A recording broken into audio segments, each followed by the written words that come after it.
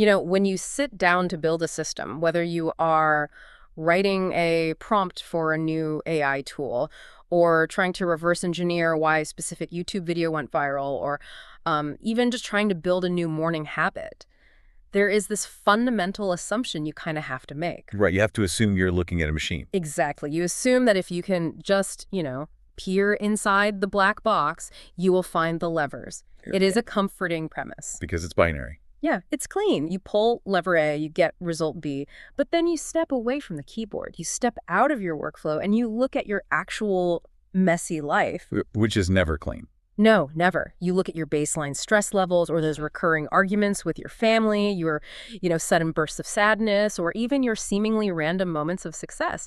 And suddenly that clean, logical machinery just vanishes. We look at our own lives and it feels incredibly murky. We really do treat our technology like a highly predictable system, yet we treat our own minds, our own realities, really like they are subjected to a continuous roll of the dice. Right. I mean, the default human setting is to believe we are at the mercy of luck or fate or just the chaotic whims of the universe. And that is exactly what we are challenging today. We have a fascinating stack of materials for this deep dive.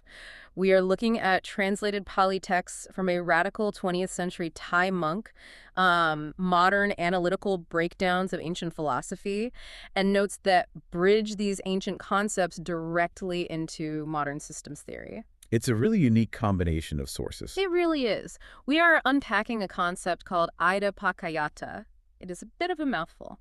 Pronounced Ida Pachayata. Yeah, is an ancient Pali term that translates roughly to the interdependent co-arising of all things, which I know on paper that sounds like the kind of dense, impenetrable academic philosophy that just puts people straight to sleep. Oh, absolutely, which is exactly why I want to establish our mission for today immediately. To you listening, we are not doing a dry academic lecture here. Definitely not. Our goal is to decode this ancient concept and turn it into a brutal, highly effective, practical toolkit. We are going to use it as a map for hacking everything from content algorithms to your personal health, emotional regulation, and, how you build systems in your own life. Okay, let's unpack this. Let's do it. Because saying nothing is random looks great on a motivational poster, but translating an intimidating 2,000-year-old word into something our listener can actually use to debug their Tuesday afternoon, that requires looking at the actual mechanics. So how do we translate this into a usable tool? Well, when you strip away the ancient language, Idappaccayata is simply the ultimate law of cause and effect. The uncompromising understanding that absolutely nothing happens by coincidence. The universe simply does not do random. The source text gives us a blueprint for this, right? Let's look at the 4 foundational principles. Yeah, the texts break reality down into a 4-part logical sequence. It goes exactly like this. Number 1. When this exists, that comes to be. Number 2, because this arises, that arises. Number 3, when this does not exist, that does not come to be. And finally, number 4, because this ceases, that ceases. Reading those 4 principles in the source notes, my immediate thought was that this is just basic computer programming. Oh, totally. This is an if-then statement in Python or JavaScript. Like if variable X is present, execute Y. If variable X is null, do not execute Y. It is a closed, perfectly logical loop. And the universality of that logic is really what stands out in the sources. I mean, you are applying it to modern software architecture, but these principles were articulated over 2 millennia ago to describe human consciousness and the physical world. Which is wild to think about. It is. And if we take these 4 principles seriously, if X, then Y. If no X, then no Y. We literally have to throw the concept of luck out the window entirely. Right, because the universe isn't playing favorites. You didn't have a bad day because the cosmos decided it was your turn to suffer. You had a bad day because specific identifiable conditions were met, and those conditions mathematically resulted in a bad day. Exactly. And the implications of that are staggering for personal agency. The text points out how this framework prevents us from falling into 2 very common, very dangerous extreme beliefs. Let's get into those. So the first extreme is the belief in permanence. When we are suffering or failing at something, we tend to believe, this is permanent. I am simply a depressed person. I am a failure. We think this is my static identity. Yeah, we lock it in. And then the second extreme is the belief in spontaneous resolution, which is basically the idea that if I just wait long enough, my problems will magically vanish into thin air without me actually changing anything. Right. And Idappaccayata destroys both of those illusions. Because if everything is flowing and changing based purely on underlying factors, then nothing is permanently stuck. And on the flip side, nothing magically vanishes. So to change a result, you just have to locate and alter the root cause. Exactly. And the text provides a remarkably practical example of this by breaking down human anger. I found this part of the source material brilliant because it turns an incredibly hot, messy emotion into a cold mathematical equation. It really does. Let's walk through their example. Imagine you are at work and a colleague speaks to you in an incredibly harsh, condescending tone. That is cause one. Right. Cause one is the external trigger. But the text is very clear here. Cause one alone does not equal the emotion of anger. There is a second, mandatory cause required to complete the equation. And that one is internal. Yes, cause two is internal. The text calls it mental proliferation. You take those harsh words, you internalize them, and your mind just starts cooking them up. Oh, I know that feeling so well. Right. You replay the tone of their voice on a loop. You build this massive narrative about how disrespectful they are. You draft 3 different scathing comebacks in your head. You are actively manufacturing the emotion. So the full equation is harsh words from an external source plus mental proliferation from your internal monologue equals the result, which is anger. If this exists, that comes to be. Spot on. Now, apply the 3rd and 4th principles from the text. When this does not exist, that does not come to be. So if you want to solve the anger, you cannot just try to force the anger itself away. The anger is the output. It's already generated. You have to address the inputs. Exactly. You must remove a cause. Yeah. Now, you cannot travel back in time and stop the colleague from speaking the harsh words. Cause one is locked in. But I have absolute theoretical control over cause two, the mental cooking. Precisely. If you interrupt that mental proliferation, perhaps by recognizing that, hey, maybe your colleague is currently going through a brutal divorce and their tone has absolutely nothing to do with you, you effectively remove cause two. Right. And according to the absolute law of Idappaccata, if a required cause is removed, the result cannot exist. It ceases. The anger loses its structural integrity. It literally has no fuel. I mean, treating human emotion like a verifiable input-output system is a very confronting way to live because you can't just be a victim of your feelings anymore. It forces total accountability. It does. And this leads us to the modern history of our sources. Because there's a specific thinker who took this mathematical approach to reality and made it the absolute centerpiece of his life's work. Yes, we are looking at the teachings of Buddhadasa Bhikkhu, who is also known as Fra Dhammakosa Jarn. He was a towering figure in modern Buddhist thought and the founder of Swan Muk, which is a very famous forest dharma center in Thailand. And he took a really unique stance, right? He did. He looked at the vast, sometimes incredibly complex canon of Buddhist teachings and decided to pull Idappaccata right to the forefront. And he didn't just teach it as a neat philosophical trick. He framed it as the universal law. The sources highlight that he believed this law covers literally everything. The physical world of gravity, physics, and biology, as well as the mental world of thoughts, societal structures, and human emotions. He also emphasized its total neutrality. It operates independently of human belief. It does not care if you are a devout monk, an atheist, a software engineer, or a mystic. The law of cause and effect is just grinding away, running the operating system of reality 24 hours a day. I have to push back here, though. Okay. Because the source notes mention something that feels like a massive contradiction to me. Buddhadasa Bhikkhu deliberately compared this law of cause and effect to the creator God. He went as far as calling it the God of Buddhism. Right, he did. Wait, here's where it gets really interesting. Buddhism is fiercely, famously non-theistic. There is no supreme being pulling the strings. Calling a mechanical formula God feels like, I don't know, a cheap marketing trick to make math sound holy. How does framing a natural law of cause and effect as God completely change how you view spirituality? Does he actually believe it's a divine entity, or is he just playing with words to provoke people? It is deeply provocative. And honestly, he knew his audience would react exactly the way you just did.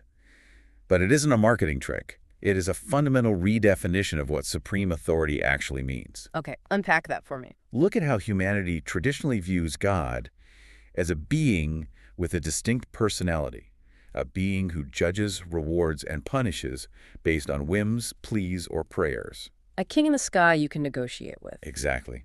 And that is exactly what Buddhadasa is tearing down. By equating God with the natural law of Idappaccata, he is stating that the ultimate authority in the universe is not a person with a personality. It is an impersonal, immutable process. Wow. You cannot bargain with a mathematical equation. You cannot pray to gravity to let you fly off a cliff safely. By seeing nature's operating system as the ultimate authority, spirituality shifts away from being a superstition. It removes the reliance on magical intervention. It turns spirituality into a deeply scientific, observable practice. If you want a good outcome in your life, you do not beg a deity for it. You observe the laws of nature, and you construct the specific causes that guarantee that outcome. It turns the spiritual practitioner into an engineer. You are literally engineering your own reality by managing inputs.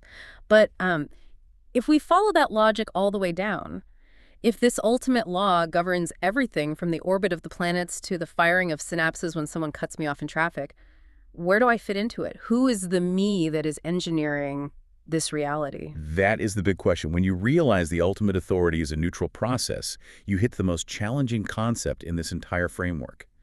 It is captured in a famous phrase coined by Buddhadasa Bhikkhu, Tuaku Kanku. The illusion of me and mine. Yes, this is the practical explanation of the concept of non-self, or anatta.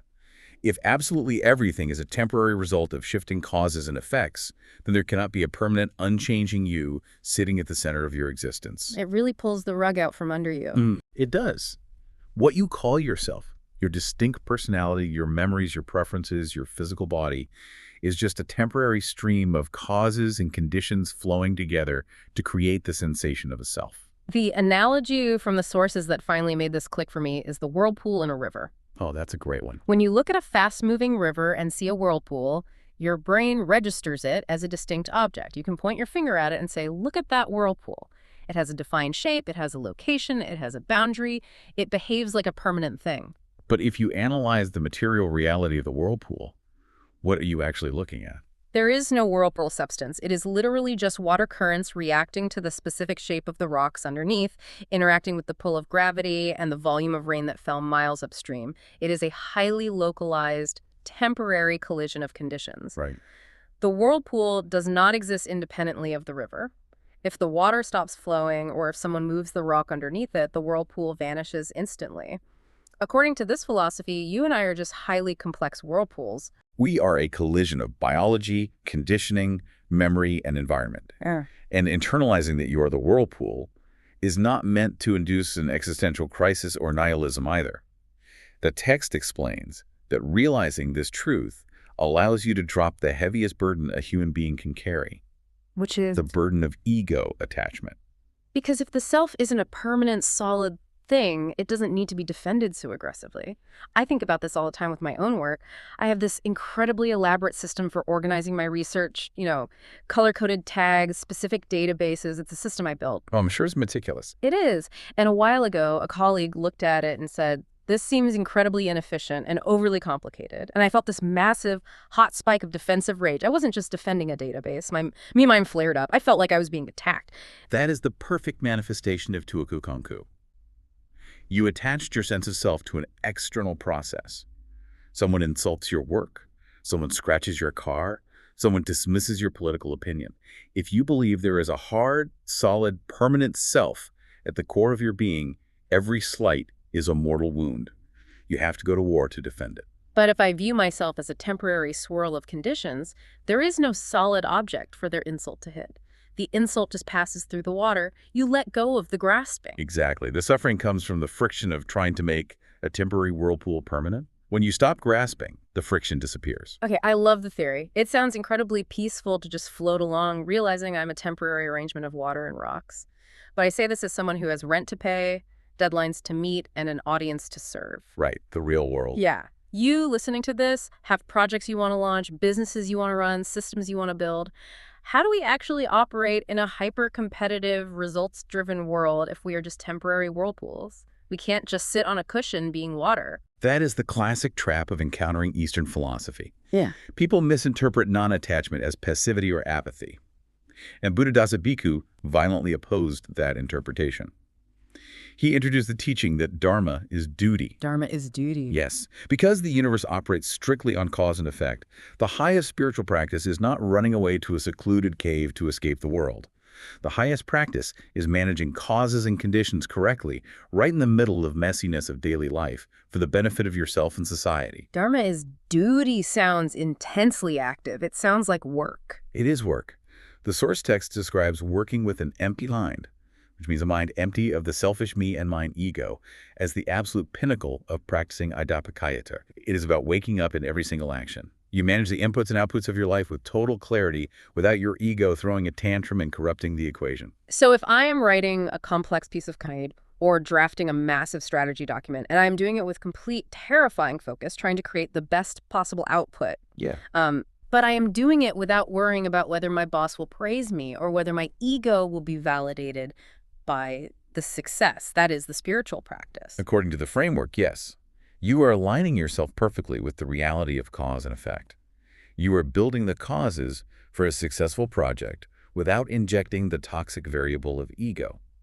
And the text places a massive emphasis on the here and now. Meaning? This isn't about accumulating merit so your whirlpool has a better shape in the next reincarnation. This is about extinguishing suffering immediately in the present second. Which brings us back to the mechanics. So what does this all mean for the listener when they are actually in the thick of it? When a project is failing, their inbox is overflowing, and their ego is screaming. What is the actual mechanism to stop the suffering in the here and now?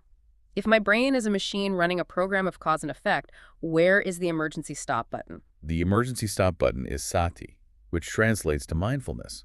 But in the context of Adapakayata, mindfulness isn't about lighting a candle and feeling relaxed. Mindfulness is a brutal, high-speed circuit breaker. Okay, I need to understand exactly how that circuit breaker works. Because being mindful is basically the most overused advice of the decade. How do you actually snip the wire? Think of suffering as an electrical current traveling down a wire. It starts at a root cause, usually a craving, or an intense attachment to how you demand reality should be. The current travels down the wire, and if it reaches the end, the light bulb turns on.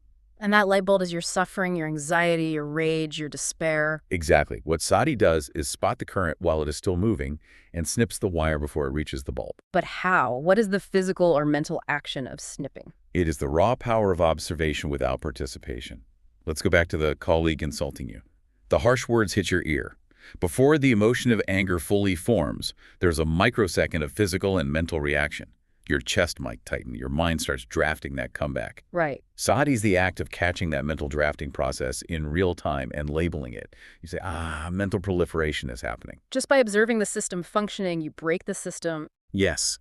By observing the mental cooking, you stop being the chef.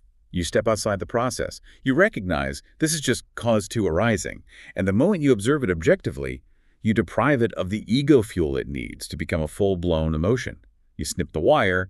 The cause is removed, so the result cannot occur. Let's bring these philosophical heights all the way down to the daily grind of the listener, because the source text explicitly bridges this gap, applying the law of Adapakayata directly to work, business, content creation, and habit hacking. It's extremely practical. Very.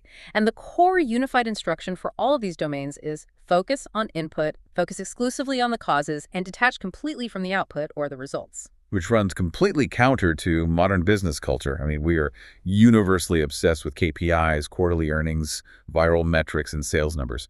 We worship the result. We really do. But the framework reminds us that the result is fundamentally out of our direct control. The result is just the echo. The input is the only place your agency actually exists. I want to apply this to the specific world of content and AI systems to you listening out there because it perfectly illustrates the trap. Let's say you spend a month building an automated workflow. You tweak the prompts, you organize the APIs, you build the databases, or maybe you spend 3 weeks writing a script, editing a video, and designing a thumbnail. That's a lot of input. A ton. And then you hit publish, and it completely bombs. Zero traction. The AI hallucinates, the video gets 10 views, the standard automatic human reaction is deep suffering, the me and mine flares up like a supernova, we say, I am a failure, the algorithm is rigged against me, the tech is garbage. The ego attaches its entire worth to the output. But if we upgrade our thinking and apply the mechanics of Adapakayata, we approach it like we are training a complex machine learning model. If you feed a neural network biased or incomplete data, you're going to get biased, incomplete output. Exactly. You don't sit there and cry that the AI has a personal vendetta against you. Right. You don't think you are cursed. You look objectively at the training data. You look at the system architecture. Those are your verifiable inputs. You troubleshoot the machine. You ask the objective questions. What causal factor was missing? Did I communicate the core idea poorly? Did I fail to optimize the hook? Were my prompts too vague? The text argues that if you want a specific outcome, you must build the causes consistently and methodically. And if the equation fails and the video bombs, it is totally neutral. It's not a judgment on your worth as a human being or your potential for future success. It's just math. You missed a variable. This objective approach is equally powerful when we look at personal health and daily habits. The text gives a fantastic breakdown of the classic struggle of trying to wake up early. Oh, the ultimate battle of inputs and outputs. It really is. Most people treat the alarm clock as a singular cause of waking up early. So when they fail to wake up, they try to intensify that one cause. They set 4 alarms. They put the phone across the room. Guilty as charged. Right. But an alarm clock is merely a superficial trigger. The true underlying causes required for the result of waking up early and actually feeling rested are much deeper. They involve going to bed at a reasonable hour, avoiding heavy meals late at night, and curating a dark, quiet sleep environment. If you sleep for 3 hours in a bright, noisy room after drinking 3 espressos, the alarm clock cannot overcome the biological equation of exhaustion. You built the causes for failure, and the universe delivered the mathematically correct result. And when we look at sickness, which is the ultimate undesirable biological result, the framework forces us to look backward at the chain of causes. Sickness doesn't just strike from nowhere. Yeah, that's a tough pill to swallow. It is, but it forces you to trace the lineage. What has my diet been for the last month? How compromised is my sleep? What is my chronic stress level? Sickness is the check engine light on your biological dashboard, indicating that the inputs have been wrong for a long time. I find this perspective profoundly freeing, honestly. It removes the heavy, crushing emotional weight of failure. Failure just means I missed an ingredient in the equation. If I am baking bread and I forget the yeast, the bread is going to be a flat brick. Right. I don't need to cry about it. I don't need to question my inherent value as a baker. I just look at the recipe and say, the equation was missing factor X. Tomorrow, I will include factor X. You neutralize the ego, allowing you to become an objective observer of your own existence. This recipe-like approach is highly effective for workflows and habits. But the ultimate test of this philosophy is applying it to the absolute messiest, most volatile aspect of the human experience. Which is? Our interpersonal relationships. Oh, man. Yeah, it is very easy to be objective about a YouTube thumbnail or a failed AI prompt. It is monumentally difficult to be objective when your partner, your sibling, or your boss is standing in front of you yelling. It's a completely different ballgame. It is. But the source text gives us a very specific chain reaction of a family conflict to break down. It asks us to look at an argument not as a personal attack, but as a system. Let's look at the specific inputs of a blowout fight. Factor 1. A family member speaks to you harshly.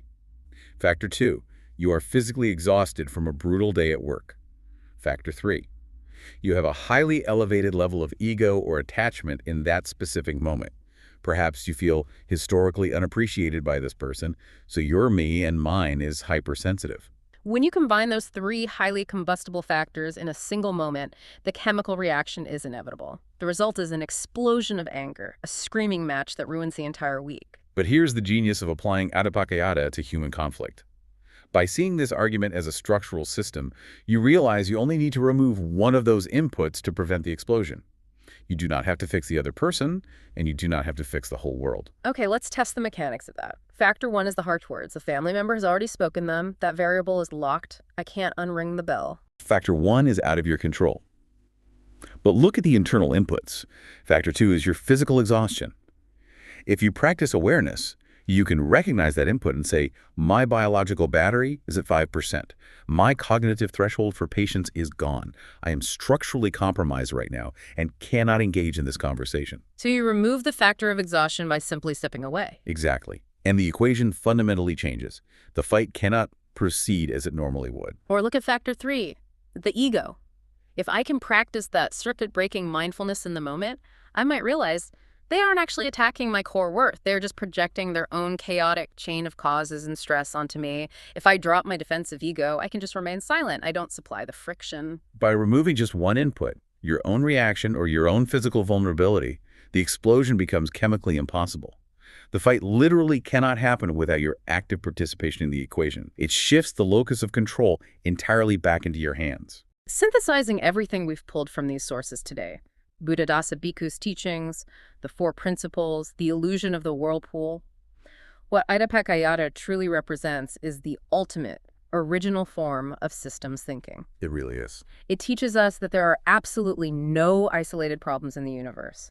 Every single crisis, whether it is global or personal, has an origin, and every single way out has mandatory conditions. When you are stuck, you don't panic. You don't play the victim. You troubleshoot. This neutral perspective is what allows you to accept your own mistakes and the mistakes of others without brutal self-blame or righteous fury. You just look at the board, analyze the inputs, and ask the only question that matters. Which factor must I change to get a better result tomorrow? It is an incredibly empowering way to navigate the world. As we wrap up this deep dive, there is a metaphor straight from the translated source text that grounds this entire massive concept perfectly. The text summarizes the daily application of Idappaccayata with this instruction. Stop hoping for water in the next well, dig this well now. Stop fantasizing about a future where things are magically better.